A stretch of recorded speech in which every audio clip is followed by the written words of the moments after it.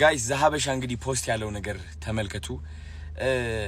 እንደተመለከትኩት ስግጥ ፍምስ የሚለው አይዲያ ወይም ደግሞ ስም በጣም ብዙ ሰዎች እየተስማሙበት ነው ያለው።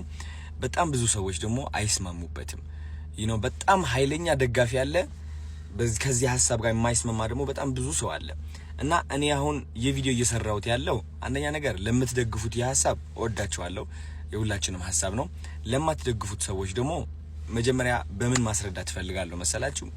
እድል እንድትሰጡኝ እንድትረዱኝ ፈልጋለሁ። ለምን ስግጥ ፍምስ እንዳልኩኝ ባይገርማችሁ እኔ ከካናዳ ስመጣ በብዙ ችግር አልፌ ነው የመጣሁት። የዲያስፖራ ህይወት በጣም ሙድ ይዞብኝ ተጫውቶብኝ ነው የመጣሁት። በጣም አይናፋር ነበርኩኝ። ዝቅተኝነት፣ የበታችነት የሚሰማኝ ሰው አስደሳች ነበርኩኝ። ትልቅ ደረጃ መድረስ አላምንም ነበረ የዛኔ ማለት ነው። ወደ ኢትዮጵያ ስመጣ እንግዲህ ከህቴ ጋር ነው ያረፍኩት፣ which is ምንጣፏ ላይ ማለት ነው። እሷ አልጋዬ ልስጥህ እባክህ እያለችኝ፣ ግን ምንጣፏ ላይ ነው ያረፍኩት። ለ7 አመት ሙሉ ካናዳ ኖሬ እንግዲህ አስቡት፣ ተመልሼ ኢትዮጵያ ላይ የህቴ ምንጣፍ ላይ ስተኛ ይህ ምን ያህል ዳሜጅ እንዳደረሰብኝ ውስጤ ልገልጽላችሁ አልችልም። እና ቁጭ ብዬ ያሰብኩትና እኔ ለምንድን ነው የምሰቃየው? ለምንድን ነው ህይወቴ ወደምፈልገው አቅጣጫ የማይሄድልኝ? ለምንድን ነው የምፈራው? ለምንድን ነው የማፍረው? ለምንድን ነው የምደበቀው? ለምንድን ነው ወደ ምፈልግበት ደረጃ ቀጥ ብዬ የማልሄደው የሚል ጥያቄ አይምሮዬ ላይ ሁሌም ጉብ ማለት ጀመረ። ቢካዝ ሁሌም እንዲሳካልኝ እሞክራለሁ፣ እነሳለሁ፣ ግን እወድቃለሁ፣ እፈራለሁ፣ እሸሻለሁ፣ እደበቃለሁ። ገባችሁ አይደል? እና እነዚህ ሁሉ ጥያቄዎች ራሴን ስጠይቅ ያገኘሁት መልስ ምንድነው? አንደኛ ውስጤ ላይ የተቀበረ የበታችነት ስሜት እንዳለ ነው። ውስጤ ላይ የተቀበረ እሺ ባይነት አለ። በቃ ሁሌም መስማማት፣ በምፈልገው በማልፈልገው ነገር ሰውን ለማስደሰት ፍቅር ፍለጋ ራሴን ፍቅር መስጠት አልችልም ነበረ። ገባችሁ? ከዛ ደግሞ ምንድነው ፈሪ ነበርኩኝ። የምፈራው ደግሞ ማለት ነው ማንን ነው? የሰው አይን ነው። which is እኔ ለራሴ ስቆም ሰው ካየኝ ቢነቅፉኝስ፣ ቢተርቡኝስ፣ አትችልም ቢሉኝስ፣ ያ ውስጤ ላይ የተቀበረው በራስ አለመተማመን ቢያዩብኝስ የሚል ፍርሃትም ነበረ። ከነዚህ ሁሉ ፍርሃቶች ለማለፍ እድሜ ልኬ ሞክሬያለሁ። ካናዳ ያለው ሞክሬያለሁ። እኔ ቢያልሄድኩበት መንገድ የለም። በጣም ብዙ ነገር ሞክሬያለሁ። ግን በመጨረሻ አይ ቲንክ እግዚአብሔር ልቤ ውስጥ ያስቀመጠልኝ ቃል ብትኖር ሰግጥ የሚለው ቃል ነው። እኔ ማርያምን ነው የምላችሁ። ማርያምን ሰገጤ የሚለው ቃል አላቀውም ነበረ። በማርያም ስም እየማልኩኝ ነው ያለሁት። አላቀውም፣ አንብቤው አላቅም፣ ከየት አባቱ እንደመጣ አላቅም። ይሄ ቃል ትርጉሙን ስለማላቀው ነው ደፍሬ የተናገርኩት ብዬ አስባለሁ። ግን ሰገጤ የሚለው ቃል ልቤ ላይ አረፈ። ከዛ ሰግጥ ብዬ ቪዲዮ ለቀቅኩኝ። ይህ ቃል ምን ያህል ኃይል እንዳለው አላወቅኩኝም። ምን ያህል ሰዎች እንደሚቀሰቅስና እንደሚያነቃቃ አላወቅኩኝም። ግን እቺ ቃል ምን አረገችኝ መሰላችሁ? የውስጤ ፍርሃት ሸፈነችው፣ አሸነፈችው። የውስጤ በራስ አለመተማመን አሸነፈችው። እቺ ቃል ምንድነች? ከየት ነው የመጣችው? ማን ነው የሰጠኝ? ለካ ሰገጤ ማለት አይ ቲንክ ፋራ ነው መሰለኝ። ገባችሁ? የዛኔ ነው ሆኜ እያሰብኩት ያለው ሰገጤ ማለት ፋራ ማለት ነው። ከዛ ይህ ቃል በመጠቀሜ ምክንያት በጣም ብዙ ሰዎች አዲስ የሆነ ብሬክ ስሩ ይባላል፣ አዲስ የሆነ አስተሳሰብ መገንባት እየጀመሩ እንደሆነ ተመለከትኩኝ። which is አይናፋር የነበረው ደፋር መሆን ጀመረ። ፈሪ የነበረው አለመፍራት ጀመረ። ባይ ዘ ወይ አለመፍራት ስላችሁ ለዓላማ መቆም ነው። አንዳንድ ሰዎች ለዓላማቸው መቆም አይችሉም። የሚፈሩት ተረባን ነው። ባይ ዘ ወይ ኦኬ፣ የሚፈሩት ተረባን ነው።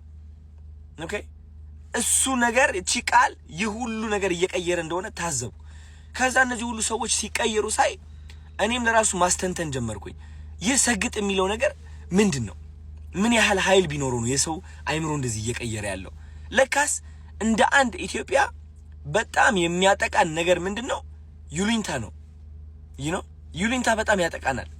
ጎረቤቴ ምን ይለኛል የሚለው አስተሳሰብ በጣም ያጠቃናል። እድሜ ልካችን ሰነፍ እንደሆን ከተነገርን ወይም ደግሞ አይናፋር እኮ ነው ልጄ እንትን እኮ ነው እየተባልን አድገን እዚህ ደረጃ ደርሰን ያ ማንነት ተቀርጾ ያድጋል። አይናፋር ነኝ እኔ በራሴ አልተማመንም ያን ያህል ቆንጆ አይደለሁም የሚለው ማንነት ተቀርጾ ያድግና እዚህ እድሜ ላይ ስንደርስ ተደምድሞ እውነታችን ሆኖ እናገኘዋለን። አንፈልገውም እኮ። ገባችሁ? ከዚህ ማንነት የምንወጣበት መንገድ ምንድነው? መሰገጥ ነው። በመሰገጥ ነው፣ በመስራት ነው።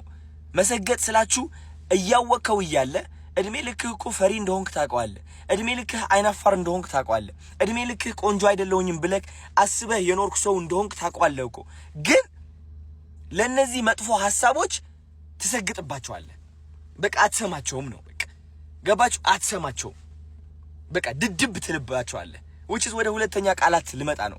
በጣም ብዙ ሰው ያናደደው ብዬ ማስበው ለምንድነው ህዝቡን ደድብ የምትለው? ደድብ ወይ ህዝብ ምንድነው የሚያደርገው? ደድብ ያልኩት እኔ ዝም ብላችሁ የጅል ስራ ስሩ እያልኩኝ አይደለም። የምትደድበው በነዛ መጥፎ ድምጾች ነው። መደደብ ማለት አለመስማት አይደለ? ደደብ ማለት ተቆርኩሞ ተነግሮ ማይሰማ አይደለ እንዴ? አዎ እነዛ ሐሳቦች ናቸው እኛ እየኮረኮሙ ወደ ማንፈልገው ህይወት የሚመሩ፣ ወደ እፍረት፣ ወደ ቁጭት፣ ወደ ስቃይ፣ ወደ ብቸኝነት፣ ወደ የበታችነት ስሜት የሚመሩን እነዛ መጥፎ ሐሳቦች ናቸው። ከነዛ መጥፎ ሐሳቦች የምንወጣው ደግሞ ከደደብንባቸው ነው። አልሰማህም ካልናቸው ነው። ቆንጆ አይደለህም ይላል። ኖ ቆንጆ ነኝ። አይናፋር ነኝ ይላል። ኖ አይደለሁም እኔ ደፋር ነኝ። ከሰው በታች ነኝ ይላል አይምሮ ማለት ነው። ኖ እኔ ከሰው በታች አይደለሁም። ከማንም ከኔ አይበልጥም። እኔ ደግሞ ከማንም ሰው አልበልጥም። ሁላችንም እኩል ነን፣ ግን እኔ አንደኛ ነኝ። አየህ፣ እንደዚህ አይነት ድፍረት ከራስህ ጋር ለማምጣት እነዛ ድምጾች መክዳትና አለመስማትን ያስፈልጋል። እኔ የተጠቀምኩበት ቃላቶች ደግሞ እነዚህ ድድብ የሚለው ስግጥ የሚለው ቃላቶች በጣም ኃይለኛ የሆኑ ቃላቶች ከመሆናቸው የተነሳ ሰርጸው ይገባሉ። የሰው አይምሮ ሰብረው ይገባሉ። እነዛ መጥፎ ሐሳቦችን በኃይለኛው ነው የሚሰብሩት። ለምን ይመስላችኋል ቲክቶከር የበዛው በዚህ ጊዜ?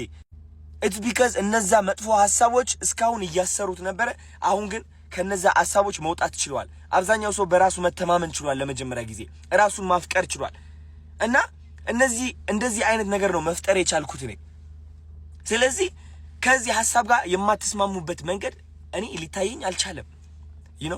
እንደ በጣም ብዙ ተከታታዮች አላችሁኝ አሁን ይህ ቪዲዮ የምትመለከቱ ሳትናደዱ የሆነ እኛንን ትክክል ብላችሁ ለመፎከር ሳትሞክሩ ቁጭ ብላችሁ እንደዚህ ሐሳባችሁ ብታጋሩ፣ እነዚህ በሰግጥና በድድብ ማለት በድድብ ለበረከቴ ስግጥ ለበረከቴ የሚለው ነገር የማይስማሙ ሰዎች ለማሳመን ብንሞክርስ ሁላችንም ሆነ እንዴት እያገዘንና ህይወታችን እንዴት እየቀየረ እንደሆነ ለማሳየት ብንሞክርስ? እስኪ ቪዲዮ ልቀቁ ጋይስ። በእኔ ሐሳብ የምትስማሙ ከሆነ ቪዲዮ ልቀቁና አወንታዊ በሆነ መንገድ ለማስረዳት እንሞክር። እንዴት እነዚህ ቃላቶች ፍቅር እየገነቡ እንደሆነ፣ ኮንፊደንስ እየገነቡ እንደሆነ እስኪ እናስረዳ። ወይስ እኔ ብቻዬን ተሳስቻለሁ እንዴ? ገባችሁ? አብረን እስኪ እናስተምርና እናሳይ። ስፔሻሊ የተማራችሁ ሰዎች፣ ዶክተር የሆናችሁ ሳይንቲስቶች፣ ትልቅ ደረጃ ያላችሁ ማለት ነው። እውነቴን ነው የምላችሁ። በዚህ ሐሳብ የምትስማሙ ከሆነ እባካችሁ ወደፊት ውጡና ተናገሩ። የማትስማሙበት ከሆነ ሁላችሁም ደግሞ ከዚህ ሁሉ በማስረዳት በኋላ ካልተስማማችሁበት መናገርም ትችላላችሁ እንደዛው። እኔ እውነቴን ነው የምላችሁ ቁጭ ብዬ የመመልከት አቅሙ አለኝ። የሆነ ነገር ትክክል ካልሆነ ይቅርታ የምል ሰው ነኝ። ትክክል ካልሆነ ማለት ነው። ገባችሁ አይደለ?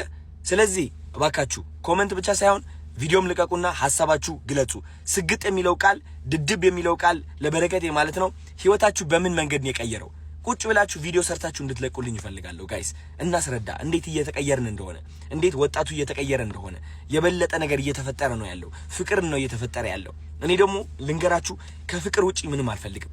እኔ ፍቅርን ነው የምፈልገው። ዳስት እኔ በጣም ሰላም የምወድ ሰው ነኝ። በጣም እኔ ልንገራችሁ እኔ ከምን ጋር ነው ፍቅር የያዘኝ? ከተፈጥሮ ጋር ፍቅር ይዞኛል። ከእግዚአብሔር ጋር ፍቅር ይዞኛል። እግዚአብሔር ከዛ ውጪ ምንም የለኝም። እኔ ምንም ያዝኩት ሐሳብም የለም። ገባችሁ አይደለ? ሰላምን ነው የምፈልገው። እውነቴን ነው የምላችሁ። እና እናንተም የኔ ተከታታዮች እንደዛ እንድትፈልጉ ነው የምፈልገው። በቃ እኔ ለፍቅር እንድትቆሙ፣ ለኮንፊደንሳችሁ እንድትቆሙ፣ ክሪኤቲቪቲ ኢንተርናሽናል እንድንሆን፣ ኢትዮጵያ እንደ ኢትዮጵያ ማለት ነው ይዘን ወደ አፍሪካ፣ ከአፍሪካ ደግሞ ወደ ውጭ ሀገር ታለንትድ የሆኑ ሰዎች እንዲወጡ ነው አላማዬ። ከዚህ ውጪ ምንም የለም። ገባችሁ? እና እግዚአብሔር ይመስገን ሁሉም ነገር እየተቀየረ ነው ያለው። ሐሳባችሁ ስጡበት። ወዳችኋለሁ። ቴንክ ዩ